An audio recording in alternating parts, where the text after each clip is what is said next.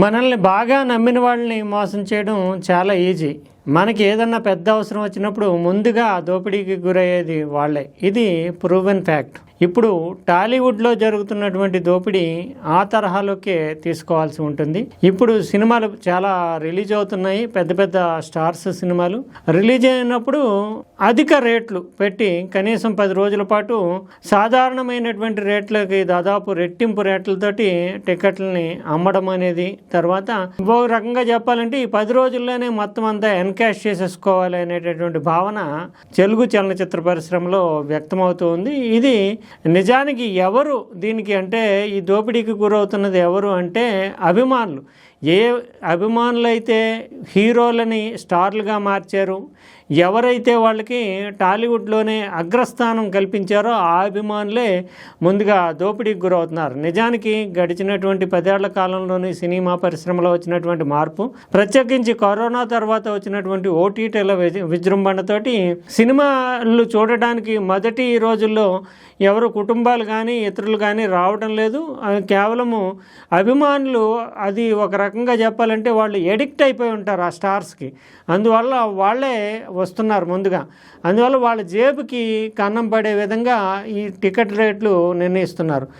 వాళ్ళు చేస్తున్నటువంటి వాదన ఒకటి ఏంటంటే, ప్రధానంగా నిర్మాతలు కానీ దర్శకులు కానీ హీరోలు కానీ చెప్తున్నది, గతంతో పోలిస్తే నిర్మాణ వ్యయం పెరిగింది. నిజమే, నిర్మాణ వ్యయం గడిచినటువంటి 10 ఏళ్ల కాలంలోనే పెరిగినటువంటి మాట వాస్తవం, ఒప్పుకొని తీరాల్సింది. కానీ అదే సమయంలో టికెట్ రేట్లు కూడా పెరిగాయి, సాధారణమైన టికెట్ రేట్లు కూడా. ఇప్పుడు ఐమాక్స్ లాంటి దాంట్లో చూస్తే కనుక మల్టీప్లెక్స్లో 100-150 ఉండేటటువంటి టికెట్ రేట్లు ఇప్పుడు 250-400 వరకు చేరుకున్నాయి. అది ఆ పరిస్థితుల్లో మరి టికెట్ రేట్లు పెరిగినటువంటి సాధారణ స్థితుల్లో నిర్మాణ వ్యయం పెరిగినా అదే అనువర్తింపజేయవచ్చు. కానీ ఆ టికెట్ రేట్లు పెరిగినాయి అనే దాన్ని పక్కన పెట్టేసేసి నిర్మాణ వ్యయం పెరిగింది అనే దాన్ని మాత్రమే సాకుగా చూపించూ ఈ రేట్లు, అధికమైనటువంటి రేట్లతోటి మొదటి 3-4 రోజుల్లోనే ఎన్కాష్ చేసుకోవాలనే భావంతో సినిమా పరిశ్రమ వ్యవహరిస్తుంది. ఇది ఒక రకంగా చెప్పాలంటే దోపిడీ కిందే ప్రయత్నం చెప్పాలి. ఎందుకంటే 10 ఏళ్ల క్రితం కూడా బిగ్ మల్టీ స్టార్ సినిమాలు వచ్చినాయి. తర్వాత ఏమో అప్పట్లో ఉండే నిర్మాణ వ్యయము అలాగే ఉండేది. తర్వాత టికెట్ రేట్లు కూడా చాలా తక్కువ ఉండేవి. అప్పట్లో ₹1 కోటి వసూలైందంటే ఒక 20-25 సంవత్సరాల క్రితం చూస్తే ₹1 కోటి సినిమా వసూలైందంటే బిగ్గెస్ట్ హిట్. కానీ ఇప్పుడు 100 కోట్లు వచ్చినా అది చాలా తక్కువ కింద కనిపిస్తుంది.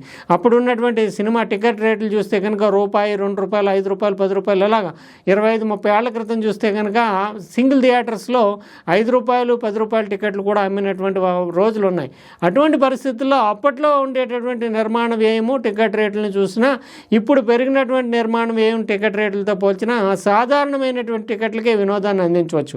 అయినప్పటికీ కూడా వాళ్ళకి, అంటే తెలుగు చలనచిత్ర పరిశ్రమ కావచ్చు, వాళ్ళ మీద వాళ్ళకి కాన్ఫిడెన్స్ లేనటువంటి పరిస్థితుల్లో మొదటి రోజుల్లో ఎవరైతే వస్తారో వాళ్ళని బలి చేసుకోవాలి, వాళ్ళ జేబులకు అన్నం వేయాలి, వాళ్ళ జేబులు ఎంత ఉంటే అంతా చిల్లు పెట్టాలి అనే ధోరణితో వెళ్తున్నాయి. దీనికి ముందుగా బలవుతున్నది ఈ స్టార్లని తయారు చేసినటువంటి అభిమానులు. ఎందుకంటే వాళ్ళకి ఆ హీరో సినిమా వస్తుందంటే ఒక పండుగ. గతంలో నుంచి ఈ సంస్కృతి ఉంది. ఎందుకంటే తమ హీరో సినిమా కోసము అప్పులు చేసి కానీ, లేదంటే కొన్ని అయితే వాహనాలు తాకట్టు పెట్టి కూడా కొంతమంది సినిమాలకు వెళ్ళడం కానీ, తర్వాత కటౌట్లు కట్టడానికి చందాలు వేసుకుని మరీ కట్టడం కానీ, పాలాభిషేకాలు కానీ, వీటన్నిటి ద్వారా ఒక రకంగా చెప్పాలంటే థియేటర్లో కొంత ఖాళీ ఉంటే హౌస్ఫుల్ బోర్డు పెట్టించడానికి తమ జేబు నుంచి డబ్బులు వేసుకుని హౌస్ఫుల్ చేసినటువంటి ఉదంతాలు కానీ, ఇవన్నీ అభిమానులు చాలా క్రేజీగా తమ హీరో గురించి చేసి వాళ్ళని సూపర్ స్టార్ల కింద మెగాస్టార్ల కింద తయారు చేసినటువంటి ధోరణి ఉంది. అదే అభిమానులు ఇప్పుడు మొదటి రోజుల్లో జరుగుతున్నటువంటి దోపిడీకి బలవుతున్నారు. ఎందుకంటే వాళ్ళకు ఉండేటటువంటి ఆ ఎడిక్షన్ ఏదైతే ఉందో, సినిమా అనే వ్యసనం, దానికి బలవుతున్నారు. సినిమా హిట్ అయితే మాత్రమే మామూలు సాధారణమైనటువంటి ప్రేక్షకులు వస్తున్నారు. అందువల్ల మొదటి వేట అనేది అభిమానుల మీదే పడుతోంది.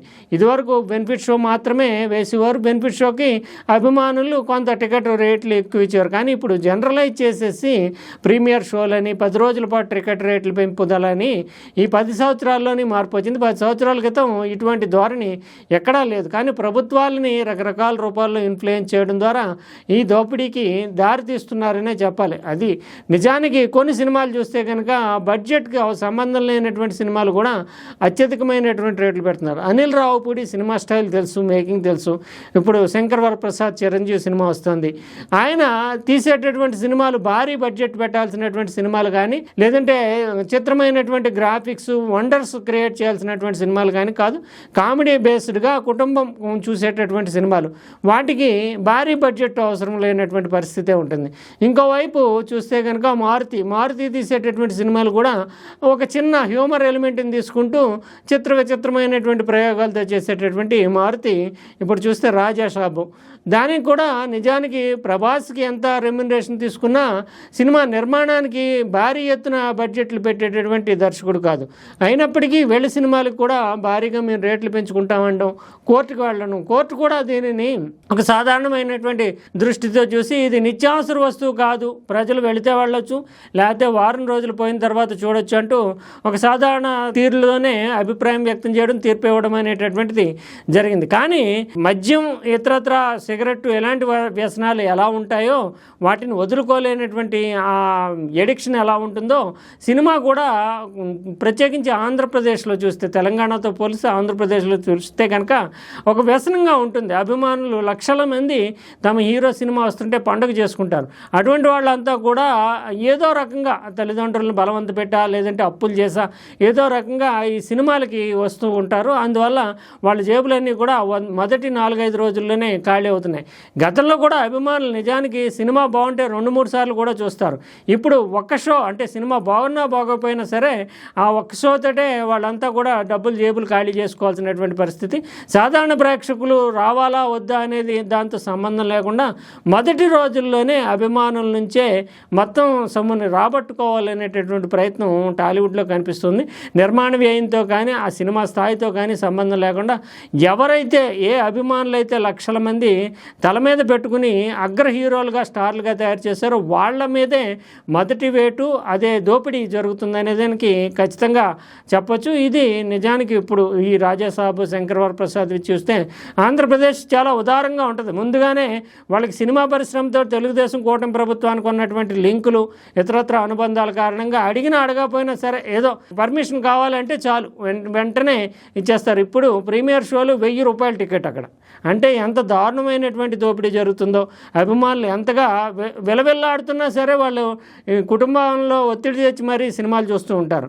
వాళ్ళకి ఒక సాధారణమైనటువంటి స్థాయిలో టికెట్ లభిస్తే కనుక మళ్ళీ వస్తానికి అవకాశం ఉంటుంది. సాధారణ కుటుంబాలు ఎలాగో రావట్లేదు, సినిమా బాగోపోతే. బాగుంటే మాత్రమే వస్తున్నారు.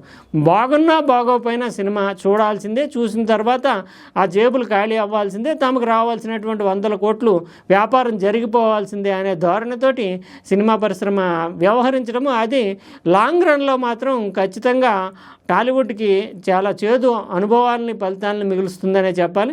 దీనివల్ల అభిమానులు కూడా క్రమక్రమంగా దూరం అయ్యేటటువంటి వాతావరణం ఉంటుంది. నెత్తి మీద పెట్టుకుని పూజించి వాళ్ళని స్టార్లుగా చేసినటువంటి వాళ్ళ మీద ఈ దోపిడీ అస్త్రాన్ని ప్రయోగించడం ఖచ్చితంగా ఖండించవలసిందే అని చెప్పాలి.